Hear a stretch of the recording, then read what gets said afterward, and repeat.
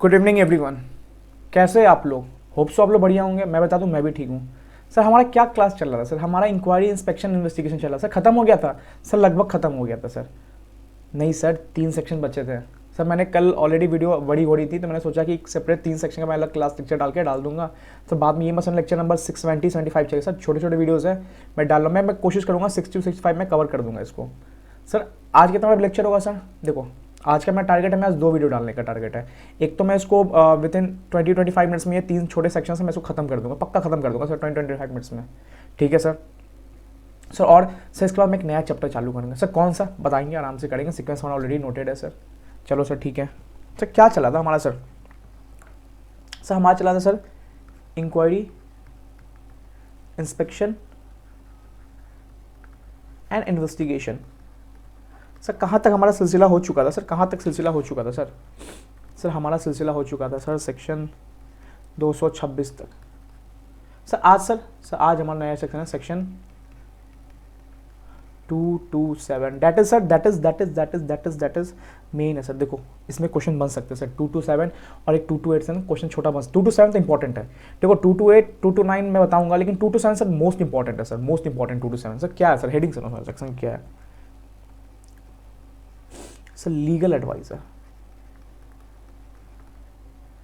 And bankers not to disclose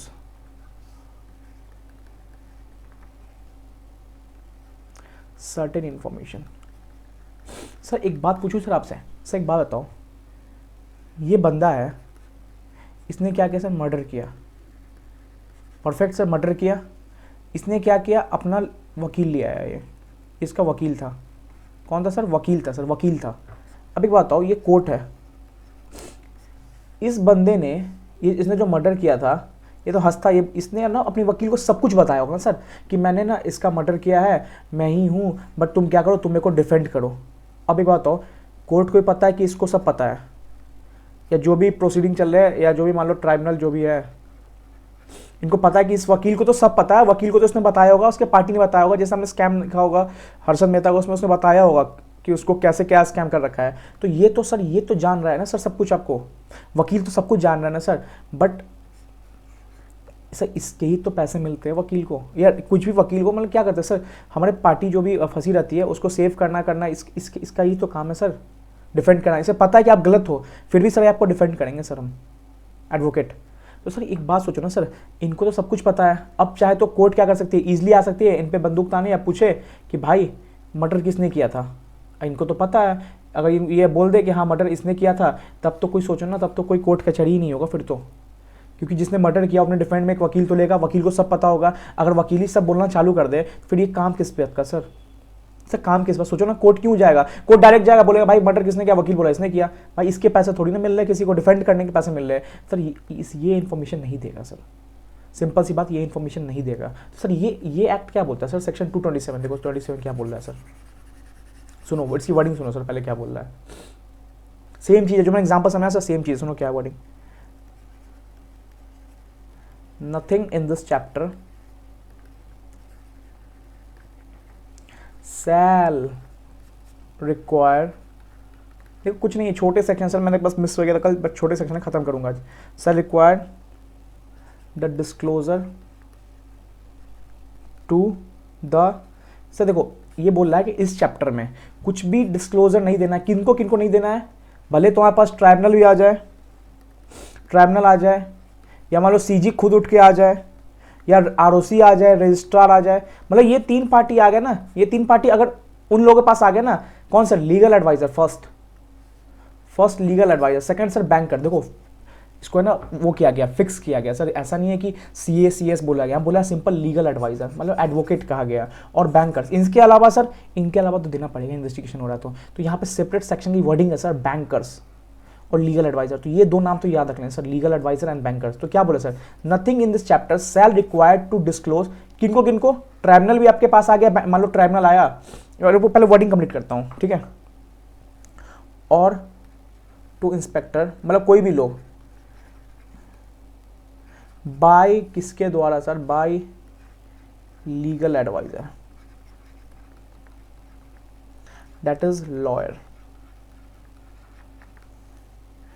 किस द्वारा, regarding, देखो वर्डिंग मैं बताऊंगा क्या याद करना, regarding any privilege communications. Sir privilege sir important communication, sir important communication जो बॉयफ्रेंड गर्लफ्रेंड का होता है ना सर, नहीं, इंपॉर्टेंट कम्युनिकेशन मतलब जिस कंपनी की अच्छी खासी डिसीजन मेकिंग होने वाली है और कॉम्पिटिटर को पता चल जाए तो वो प्रिविलेज होता है सर। दो मान लो दो पार्टी कम्युनिकेट कर रही है, थर्ड कॉम्पिटिटर को आवाज़ आ जाए इसकी, यार ये दोनों का तो ये होने वाला, जल्दी से हम जाके टेंडर ले लेते हैं, तो कुछ भी सर प्रिविलेज वही होता है सर, खुफिया इन्फॉर्मेशन या मान लो बहुत इंपॉर्टेंट इन्फॉर्मेशन, प्रिविलेज कम्युनिकेशन। ठीक है, ठीक है, देखो सेक्शन यही बोला है, क्या बोला है सर, पहले हेडिंग क्या है, लीगल एडवाइजर। देखो फिक्स्ड है, ऐसा नहीं यहाँ पे CS CA में कोई जाला है, बोला लीगल एडवाइजर। लीगल एडवाइजर मतलब that is advocate and bankers are not to disclose certain information. नहीं देना है तुम्हें भाई सर्टेन इन्फॉर्मेशन देना। कौन से certain information, that is privilege communications. तुम्हारे जो मान लो ये जो पार्टी है, मान लो ये जो कंपनी है, मान लो जगदीश लिमिटेड चल रहा था हमारा, जगदीश, इसने फ्रॉड किया है, इसने अपने लॉयर को अपॉइंट किया है, तो भाई ये लॉयर जो ना, लॉयर तुम्हें नहीं देना है इन्फॉर्मेशन। किनको नहीं देना है, किनको नहीं देना है, दैट इज ट्राइब्यूनल। अगर ट्राइब्यूनल तुम्हारे पास भी आ जाए ना कि नॉक नॉक इन्वेस्टिगेशन चल रहा है, बैंक लीगल एडवाइजर एक काम करो, बताओ ये जगदीश ने फ्रॉड किया है, ये बोलेगा चुप, बोलेगा भाई मेरे को सेक्शन 227 बोलता है कि मेरे को कुछ नहीं देना, nothing in this chapter shall required to disclose to tribunal. Tribunal भी आ जाए, CG भी आ जाए, ROC भी आ जाए, इंस्पेक्टर भी क्यों ना आ जाए, लीगल एडवाइजर होगा चुप। किस लिए, फॉर प्रिविलेज कम्युनिकेशन। जो भी प्रिविलेज कम्युनिकेशन हुए ना इन दोनों के बीच, Jagdish limited and legal adviser के बीच, नहीं देना है सर, किसी को नहीं देना है सर, गुप्त है गुप्त रहेगा। अदरवाइज देना चालू कर दे लीगल एडवाइजर तो सर किस बात का कोर्ट, किस बात का कचहरी, किस बात का एडवोकेट, सब तो ऑलरेडी पता चल जाएगा हमें। ऑफिस में जो गलती करता है उसे तो सब पता रहता है सर, और वो अपने फ्रेंड को बताता है, फ्रेंड बोलता है यार देखना इसकी फाइलिंग गलत हो गई मेरे से, तो फ्रेंड चुप रहेगा सर, बता रहा हूँ एग्जांपल, फ्रेंड चुप रहेगा। ठीक है, तो लीगल एडवाइस सर कुछ नहीं देना सर, एकदम चुप रहेगा। क्या सर, किस regarding sir, sir only privilege communication. Sir और कुछ दे सकता है, हाँ दे सकता है सर, और मतलब सर और क्या लिखा है यहाँ पे सुनो, ये तो समझ आ गया सर। सर ये हो गया एक्सेप्ट, मतलब इसके अलावा, इसके अलावा और किस दे सकता, मतलब देखो प्रिविलेज कम्युनिकेशन तो नहीं देगा, बट और क्या दे सकता है, नेम ऑफ क्लाइंट बताओ। मान लो लॉयर से पूछने आया भाई तुम्हारे क्लाइंट का नाम क्या था कंफर्मेशन के लिए, हाँ बता दिया मैंने जगदीश, ये बता सकता है। और सर एड्रेस बता सकता है, हाँ जगदीश देखो ये मान लो अशोकनगर रहता था, दिल्ली में एक जगह अशोकनगर रहता था। ठीक है सर, सर जगदीश का मोबाइल नंबर दे सकता है, मतलब सिंपल है ना, बेसिक डिटेल्स, बेसिक डिटेल्स दे सकता है। अब बेसिक डिटेल्स ना दे तो थप्पड़ मार देगा भाई, वो एग्जांपल बता रहा हूँ, ट्राइब्यूनल थप्पड़ मारे, बोले भाई तुम तो अजीब पागल हो यार, तुमसे कुछ ही मांग रहे, तुम ना कर बोल रहे सेक्शन 227, तो ट्राइब्यूनल बोलेगा भाई रुक, सेक्शन 227 तो ये तो बोला है कि तू प्रिविलेज कम्युनिकेशन मत दे, बट ये भी तो बोला है कि एक्सेप्ट नेम ऑफ क्लाइंट तो बता सकता है, तू एड्रेस तो बता सकता है, नंबर तो बता दे भाई इस क्लाइंट का, भागा हुआ है यार वो आदमी। तो बस क्या बोल सकता है, देखो लॉयर बस नेम बता सकता है, एड्रेस बता सकता है और मोबाइल नंबर, मतलब सिंपल बेसिक डिटेल्स बता सकता है, ईमेल आईडी बता सकता है, बस कोई इंपॉर्टेंट डिटेल नहीं बता सकता है। इसलिए यहाँ पर वर्ड लिखा है प्रिविलेज कम्युनिकेशन। सर आपके एग्जामिनेशन में ये वर्ड आना चाहिए सर, प्रिविलेज कम्युनिकेशन नहीं बता सकता लॉयर, किसको सर, ट्राइब्यूनल, CG, इंस्पेक्टर कोई भी आ जाए। ठीक है सर, सर ये क्या था, ये सिर्फ था लॉयर के लिए, बट सर सेक्शन में तो सर ये भी लिखा है बैंकर, सर बैंकर को भी है, रुको देखो सर, इसको करते A, ठीक है, इसको करते B। सर B मतलब सर नथिंग डिस्क्लोज्ड, अब बैंकर के बारे में बात कर रहा है, नथिंग डिस्क्लोज्ड किसके द्वारा, बाय द बैंकर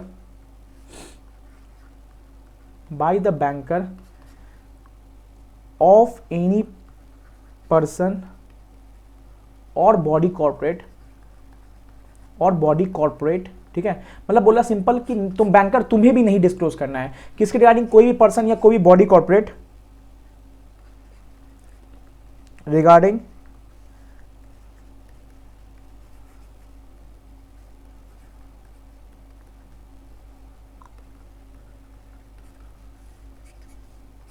देखो अगर तुम्हारा मान लो कि ये देखो ऐसे एग्जांपल समझो, और इसको पहले क्लियर करता हूँ, एक अच्छा इसमें एक वर्डिंग है सर, रुको इसको क्लियर करता हूँ, पहले ये सुन जाओ, मैं सब समझाऊंगा, आराम समझो।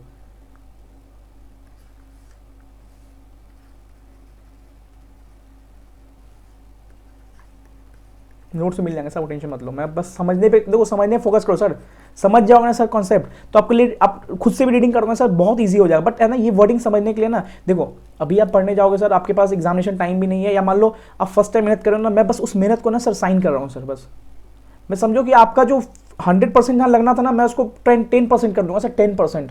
अब ट्रस्ट तो करो सर, मैं तुमको 10% कर दूंगा, आपको ना डिफिकल्टी भी नहीं आएगी, बार बार आपको इसके पास जाने की जरूरत नहीं है। मैं फुल फ्लेज क्लास डाल रहा हूँ सर, फुल फ्लेज हर एक सेक्शन को डिटेल में कर रहा हूँ सर, जितना हो सके मैं पूरा कर रहा हूँ, ठीक है। कुछ छूट भी जाता है तो मैं स्टडी मैट का आपको रिवीजन दिलवाता हूँ कि आपको है ना ऐसा लगे, मेरे को ही लगे कि हाँ अगर कुछ मिस भी हो गया मेरे से तो मैं इसको स्टडी मैट में कवर कर दूंगा। मैंने स्टडी मैट रिवीजन इसलिए बना रखा है कि मैं पूरा स्टडी मैट उठाता हूँ स्टार्टिंग से और लास्ट तक जाता हूँ सर आपके साथ। आपने 2 वीडियो स्टडी मैट के देखे होंगे, ठीक है। तो यहाँ पे अदर देन बॉडी कॉर्पोरेट और पर्सन, देखो ये क्या बोला है सर,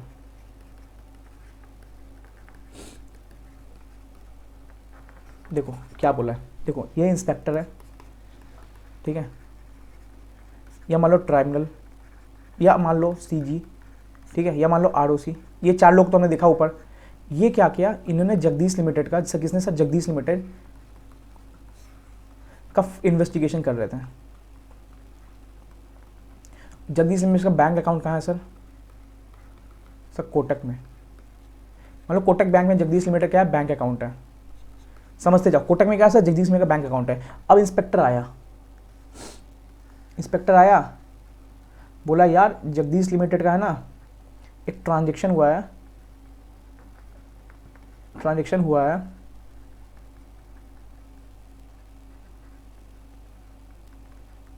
महिपाल लिमिटेड से, ठीक है। और ये महिपाल लिमिटेड है ना भाई, महिपाल लिमिटेड इसका भी क्या है सर, कोटक में बैंक अकाउंट है। अब एक है ना सर, इंस्पेक्टर आया इसके पास, कोटक मेरा क्लाइंट है जगदीश लिमिटेड, इसका क्या है तुम्हारे बैंक में अकाउंट, तुम्हारे बैंक इसका बैंक अकाउंट तुम्हारी बैंक में खुला हुआ है, ठीक है, कोटक में खुला हुआ है।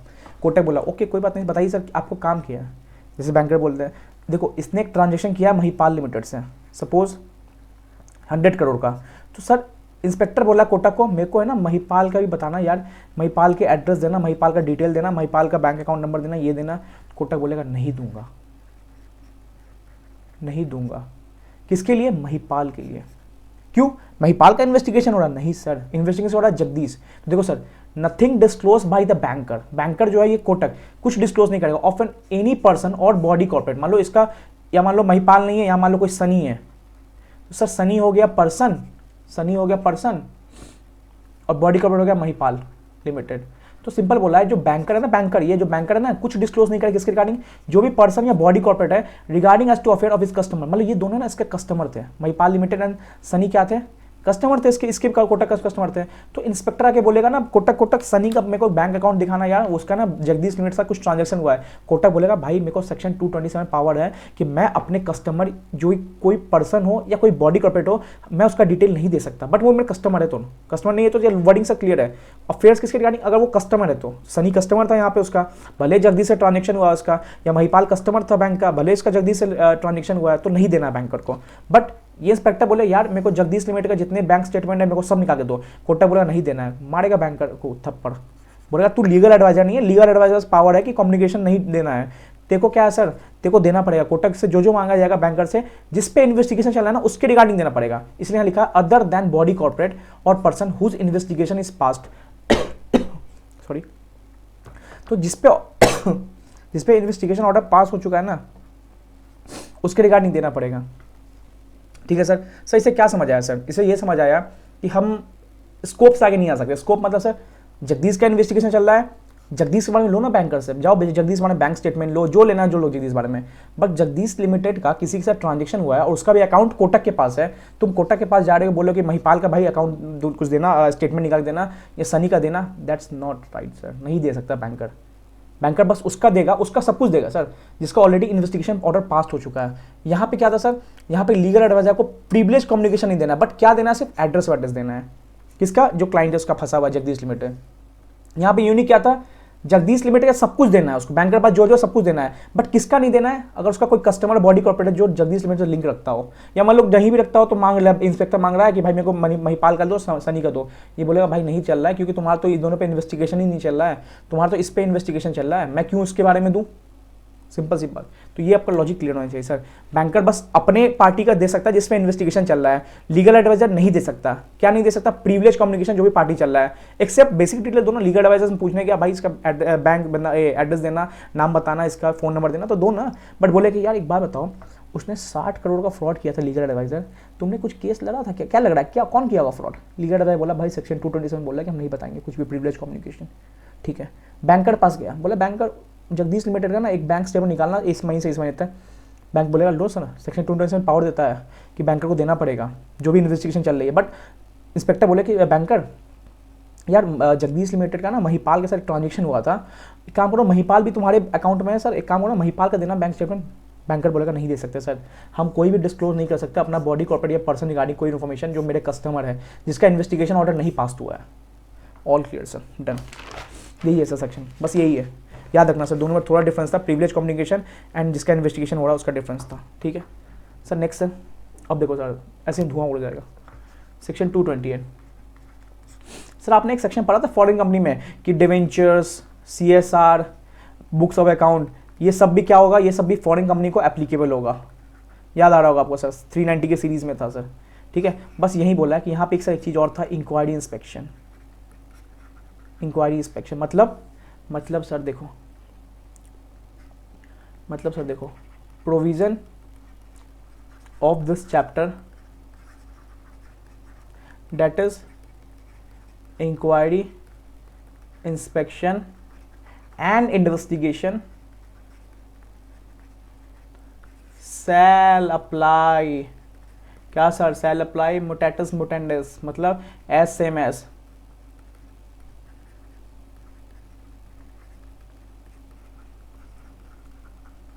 किस पे सर, टू फॉरेन कंपनी। मतलब सर फॉरेन कंपनी से कोई आरओसी कॉल फॉर इन्फॉर्मेशन मांगी गई, फॉरेन कंपनी उसको प्रोवाइड नहीं करे तो इंक्वायरी हो सकता है, बिल्कुल हो सकता है। फॉरेन कंपनी इन्फॉर्मेशन नहीं दी कॉल फॉर इन्फॉर्मेशन, उसका इंस्पेक्शन हो सकता है, बिल्कुल बुक्स पे अकाउंट हो सकता है। क्या सर उस बेसिस पे इन्वेस्टिगेशन हो सकता है, बिल्कुल हो सकता है। फ्रीज हो सकता है, बिल्कुल सर बोला है सर।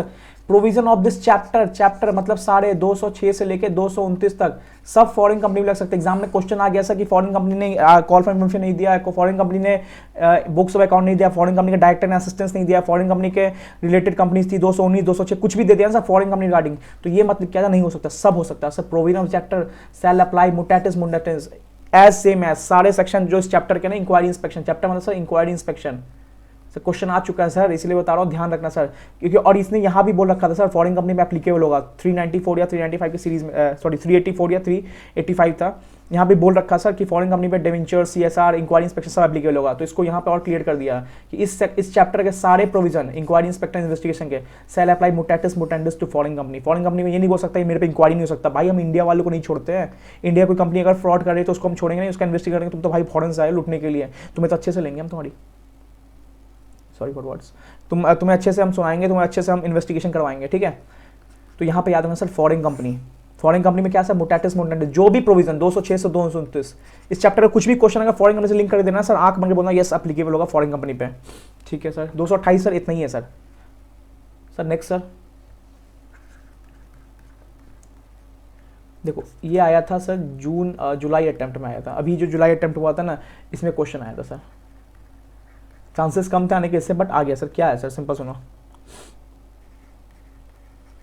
वेयर ए पर्सन, देखो कुछ नहीं बता रहा हूँ, where a person who is required, जो मैं बता लिख देता हूँ उसके बाद इजिली बता दूँ, कुछ नहीं है सर, कुछ नहीं है। To provide an explanation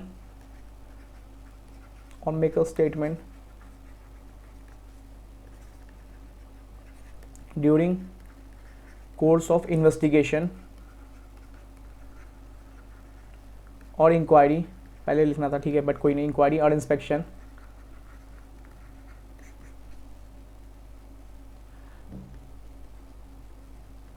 including an officer, employ और बॉडी कॉर्पोरेट ट्राइंग टू, कोशिश कर रहे सर, क्या सर, टू डिस्ट्रॉय